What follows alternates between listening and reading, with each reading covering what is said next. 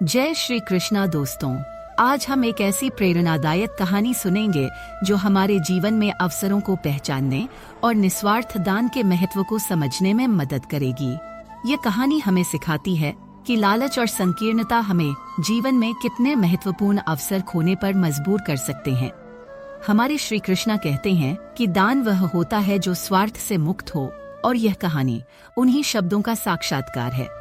तो चलिए आज हम इस रोचक कथा में गोता लगाते हैं, जहां एक साधारण भिखारी माधव का सामना उस राजा से होता है जिसने उसके पूरे जीवन को बदलने का एक समय की बात है। एक छोटा सा गांव था जहां माधव नामक एक भिखारी रहता था। माधव का जीवन भिक्षा पर निर्भर था। हर सुबह वह अपने छोटे से गांव के अलग अलग हिस्सों में भीख मांगने जाता था। गांव के लोग उसे अच्छी तरह पहचानते थे और उसे दया से कुछ न कुछ देते रहते थे। माधव की खासियत यह थी कि वह अपने साथ एक छोटी सी झोली लेकर चलता था जिसमें वह कुछ अनाज के दाने रखता था। उसने वर्षों में समझ लिया था कि अगर लोग उसकी झोली में कुछ देखेंगे तो वे उसे और अधिक देंगे। उसकी यह चालाकी उसके रोजमर्रा के जीवन का हिस्सा बन चुकी थी, लेकिन उसे यह कहाँ पता था कि आज का दिन उसके जीवन का सबसे महत्वपूर्ण दिन होने वाला था। उस दिन कुछ खास था। जैसे ही वह गांव की मुख्य सड़क पर पहुंचा, उसने देखा कि सामने से एक चमचमाता रथ आ रहा है। रथ की भव्यता देखकर माधव ने समझ लिया कि यह राजा का रथ है। उसकी आंखों में उम्मीद की चमक जाग उठी। उसने सोचा कि अगर राजा ने उसे कुछ दे दिया तो उसकी जिंदगी बदल सकती है। वह जल्दी से सड़क के किनारे खड़ा हो गया और रथ के पास आने का इंतजार करने लगा।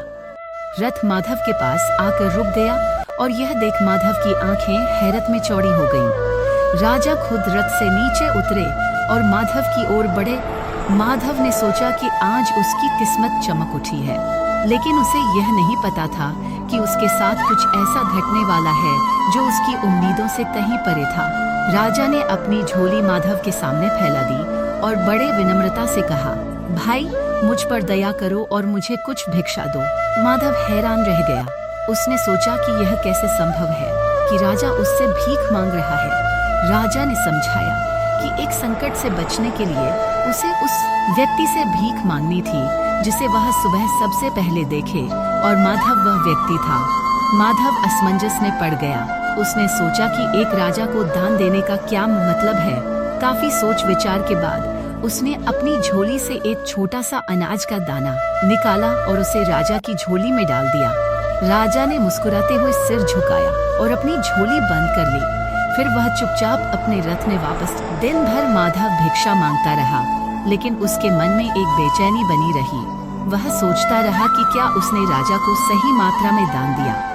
शाम को जब वह घर पहुंचा और अपनी झोली में से चीजें निकाली तो उसकी नजर उस दाने पर पड़ी जो उसने राजा को दिया था।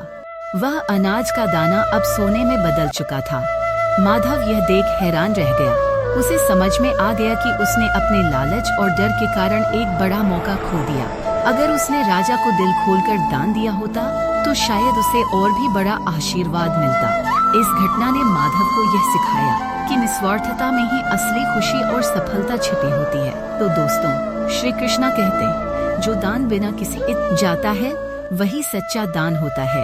इस कहानी ने हमें यह सिखाया कि लालच के बजाय हमें अपने पास जो भी हो उसे खुलकर बांटना चाहिए। यह संदेश हमें प्रेरित करता है कि जब भी जीवन में अवसर मिले हमें निस्वार्थता से उसे अपनाना चाहिए।